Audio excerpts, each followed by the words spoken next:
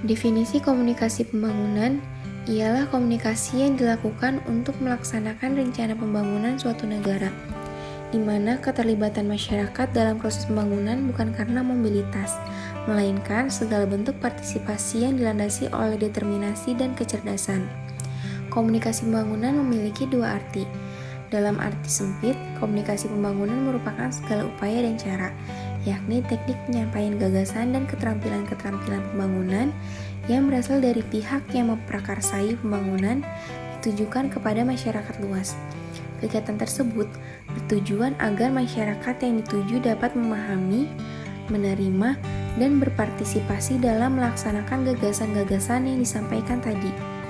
Sedangkan dalam arti luas, komunikasi pembangunan meliputi peran dan fungsi komunikasi, atau sebagai suatu aktivitas pertukaran pesan secara timbal balik, di mana di antara semua pihak yang terlibat dalam usaha pembangunan, terutama antara masyarakat dengan pemerintah, sejak dari proses perencanaan, kemudian pelaksanaan, lalu penilaian terhadap pembangunan. Peran dari komunikasi pembangunan yaitu mendidik dan memotivasi masyarakat agar ikut berpartisipasi dalam pembangunan.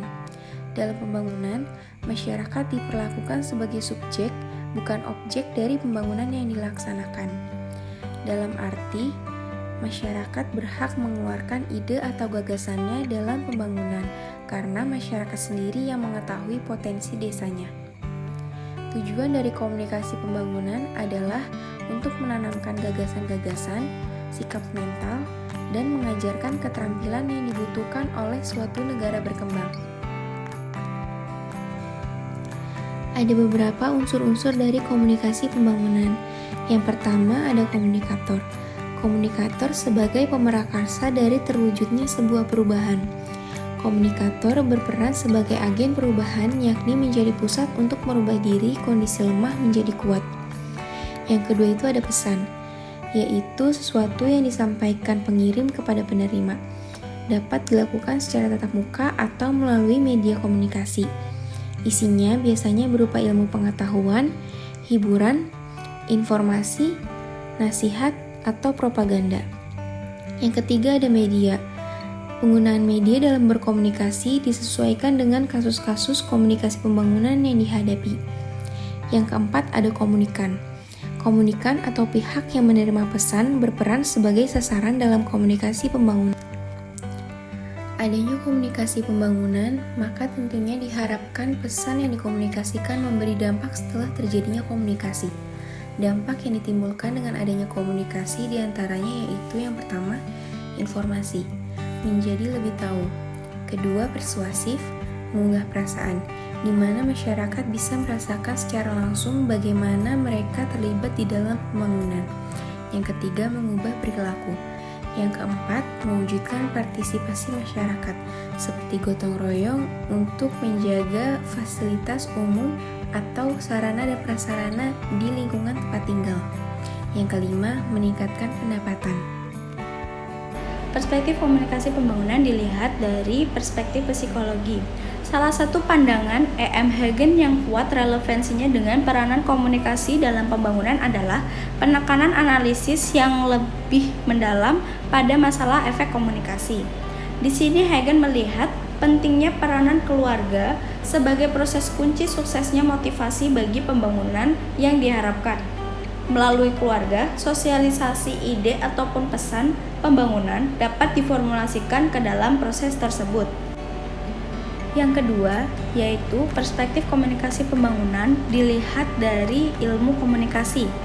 Yang pertama yaitu menyampaikan informasi kepada masyarakat tentang pembangunan agar mereka memusatkan perhatian dan kebutuhan akan perubahan, kesempatan dan cara mengadakan perubahan, sarana-sarana perubahan, dan membangkitkan aspirasi nasional.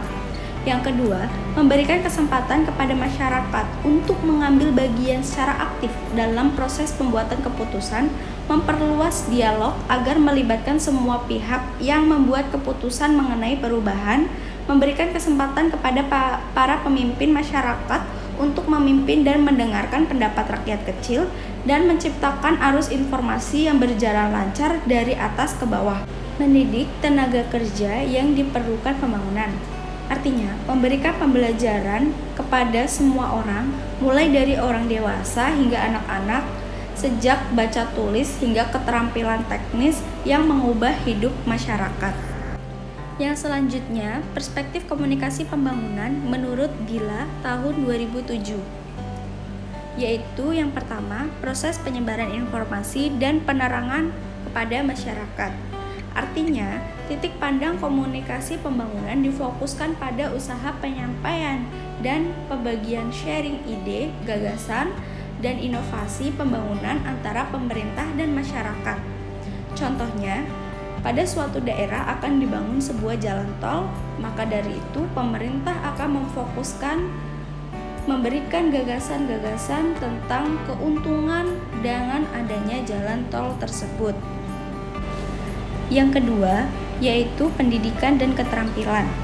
Artinya, titik pandang komunikasi pembangunan difokuskan pada penyediaan model pembelajaran publik yang murah dan mudah dalam mendidik dan mengajarkan keterampilan yang bermanfaat. Contohnya, pada masa pandemi seperti sekarang ini, pemerintah lebih sering menggunakan media sosial daripada media cetak. Hal ini dikarenakan biaya yang murah dan pesan yang disampaikan mudah diterima oleh masyarakat. Yang ketiga, yaitu rekayasa sosial. Artinya, komunikasi pembangunan dipandang sebagai bentuk pembangunan tindakan komunikasi yang sistematis, terencana, dan terarah dalam melakukan transformasi ide, gagasan, atau inovasi melalui informasi yang disebarluaskan dan diterima sehingga menimbulkan partisipasi masyarakat dalam melakukan perubahan. Yang keempat, yaitu perubahan perilaku. Artinya, komunikasi pembangunan dipandang sebagai proses psikologis, proses sebagai tindakan komunikasi yang berkesinambungan, terarah, dan bertujuan. Proses ini berhubungan dengan aspek pengetahuan, keterampilan, dan sikap mental dalam melakukan perubahan. Selanjutnya, hambatan komunikasi pembangunan. Yang pertama yaitu minimnya informasi, komunikasi, dan sosialisasi. Artinya, pemerintah kurang memberitahukan mengenai gagasan komunikasi pembangunan sehingga menyebabkan adanya miskomunikasi antara pemerintah dan masyarakat. Contohnya, pada suatu daerah akan dibangun sebuah taman kota. Namun di sisi lain, pasar tradisional pada daerah tersebut memiliki kondisi yang tidak layak. Karena adanya miskomunikasi tersebut, sehingga apa yang seharusnya lebih dibutuhkan masyarakat tidak dapat terrealisasi. Yang kedua, yaitu media lebih sibuk melakukan pencitraan dan dramatisasi. Artinya, media massa saat ini lebih mementingkan citra dirinya sendiri daripada kepentingan umum. Misalnya, sebuah media massa akan lebih memilih meliput dunia infotainment daripada meliput hal-hal mengenai pembangunan di masyarakat. Karena media massa saat ini lebih memerlukan konten-konten daripada menjadi kritisi. Yang ketiga, pemerintah bertindak sebagai pelaku secara sepihak. Artinya, pemerintah tidak melibatkan suara rakyat dalam komunikasi pembangunan. Pemerintah hanya melihat perspektif pembangunan dalam lingkupnya saja, tanpa memberikan partisipasi kepada rakyat kecil. Karena hal inilah tidak adanya sinkronisasi antara kebutuhan masyarakat dan keinginan pemerintah. Misalnya, seperti contoh pembangunan taman kota dan renovasi pasar tradisional tadi. Kemudian, strategi komunikasi pembangunan. Strategi adalah cara atau taktik untuk mencapai tujuan atau perencanaan dan manajemen untuk mencapai tujuan. Pengertian komunikasi adalah proses penyampaian pesan oleh komunikator kepada komunikan melalui media yang menimbulkan efek tertentu. Strategi komunikasi merupakan paduan antara perencanaan komunikasi atau communication planning dengan manajemen komunikasi atau communication management untuk mencapai tujuan yang diinginkan. Fungsi strategi komunikasi menurut Mulyana pada tahun 2003 adalah yang pertama, menyebarluaskan pesan komunikasi yang bersifat informatif, persuasif, dan instruksif secara sistematik untuk memperoleh hasil optimal. Yang kedua, menjembatani cultural gap penggunaan media massa supaya tidak merusak nilai budaya. Strategi komunikasi dapat dirumuskan dengan mengkaji secara mendalam tentang teori Laswell, yaitu yang pertama Wu, yang kedua Say What, yang ketiga In Which Channel, yang keempat To Whom, yang kelima With What Effect. Apabila kita sudah tahu sifat komunikasi, tahu efek yang akan dicapai, kemudian kita akan memilih cara mana yang akan dipakai terkait dengan medianya. Pemilihan ini dapat dilakukan dengan dua cara. Yang pertama dengan face-to-face communication, yang kedua dengan mediated communication. Mediated communication sendiri terdiri atas komunikasi tatap muka untuk perubahan tingkah laku dan komunikasi dengan media untuk komunikasi informatif. Strategi komunikasi pembangunan yang telah dilakukan selama ini menurut AED ada 4 jenis, yaitu yang pertama, strategi yang didasarkan pada media yang dipakai. Pengirim pesan yang memakai metode kebanyakan menggolongkan aktivitas sesuai dengan media yang digunakan. Sebenarnya strategi ini adalah cara yang termudah, tentu saja sedikitnya tidak efisien. Strategi media ini biasanya dimulai dengan pertanyaan, apa yang bisa Anda lakukan dengan radio? Atau bagaimana Anda menggunakan TV untuk menyampaikan pesan Anda? Kemudian yang kedua ada strategi desain instruksional. Strategi desain instruksional biasanya digunakan oleh para pendidik. Mereka memfokuskan strategi pada pembelajaran individu yang dimaksud sebagai tujuan mendasar dalam pencapaian komunikasi. Strategi kelompok ini didasarkan pada teori pembelajaran formal dan berfokus pada pendekatan sistem untuk pengembangan bahan pembelajaran. Partisipasi pendidik dalam bidang kegiatan ini telah memberi banyak pemahaman tentang penilaian informatif, pengujian, desain program langkah demi langkah, dan banyak lagi. Yang ketiga, ada strategi partisipatori. Prinsip penting dalam strategi ini adalah kerjasama masyarakat dan pemerintah. Kunci dari strategi ini adalah jumlah informasi yang dipelajari melalui program komunikasi pengembangan, tetapi pengalaman berpartisipasi secara setara dalam berbagai proses pengetahuan dan keterampilan. Strategi komunikasi pembangunan yang efektif dilakukan dengan beberapa langkah. Antara lain yang pertama ada planning. Strategi komunikasi yang efektif selalu diawali oleh perencanaan yang matang. Hal ini merupakan kunci keberhasilan proyek tujuan. Perencanaan yang bagus bisa dijadikan koridor kerja bagi orang-orang yang melaksanakan misi komunikasi. Strategi akan membimbing kita ke arah mana komunikasi digerakkan, mulai dari proses persiapan hingga menyampaikan pesan kepada publik. Ada 3 jenis planning yang harus dipertimbangkan dalam strategi komunikasi di era digital saat ini. Yang pertama, ada organizational planning. Hal ini berkaitan dengan siapa saja yang bertanggung jawab melakukan tindakan-tindakan misi komunikasi. Yang kedua, ada communications planning, yang berkaitan dengan penentuan cara-cara yang digunakan untuk mengkomunikasikan pesan, apakah lewat media tertentu atau umum, serta bagaimana isi pesannya.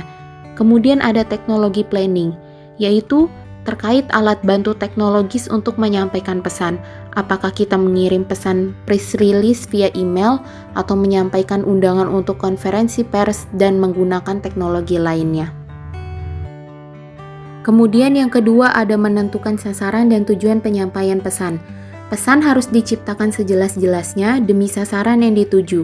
Lalu pesan tersebut disampaikan dengan metode supaya bisa sampai ke publik. Untuk mencapai target ini tentu dibutuhkan teknologi pembantu agar penyusunan planning jadi lebih mudah.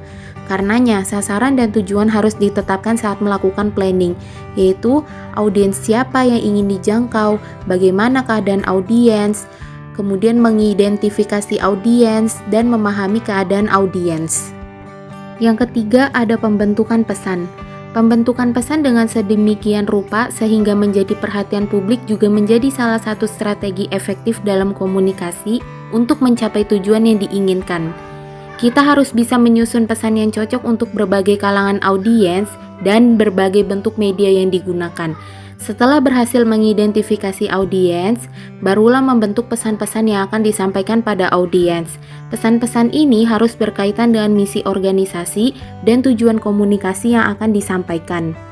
Kemudian yang keempat ada media choice. Memilih jenis media yang paling cocok untuk menyampaikan pesan dan menjangkau audiens merupakan langkah yang harus diambil, karena jenis media yang dipilih akan berpengaruh pada kemampuan audiens menjangkau isi pesan. Yang terakhir ada evaluasi. Strategi komunikasi yang efektif selalu mempertimbangkan evaluasi. Evaluasi itu penting agar kita bisa mendapatkan feedback sesegera mungkin. Entah hasil akhirnya bagus atau tidak, kita tetap butuh feedback. Kalau hasil akhirnya bagus, feedback bisa digunakan untuk perumusan strategi komunikasi mendatang. Namun, kalau hasil akhirnya tidak bagus, maka feedback bisa dijadikan rujukan agar tidak mengulanginya. Untuk mengevaluasi strategi komunikasi, bisa dilakukan dengan cara mengumpulkan data kuantitatif dan informasi kualitatif. Untuk pertanyaan kuantitatif bisa dilakukan dengan bertanya seberapa banyak target audiens yang sudah dijangkau. Untuk kualitatif dilakukan dengan bertanya apakah pesan punya dampak yang diharapkan terhadap target audiens. Ini bisa berlaku saat kita menggunakan semua jenis media dan semua kondisi audiens. Namun yang agak sulit adalah mengukur perubahan perilaku pada target audiens.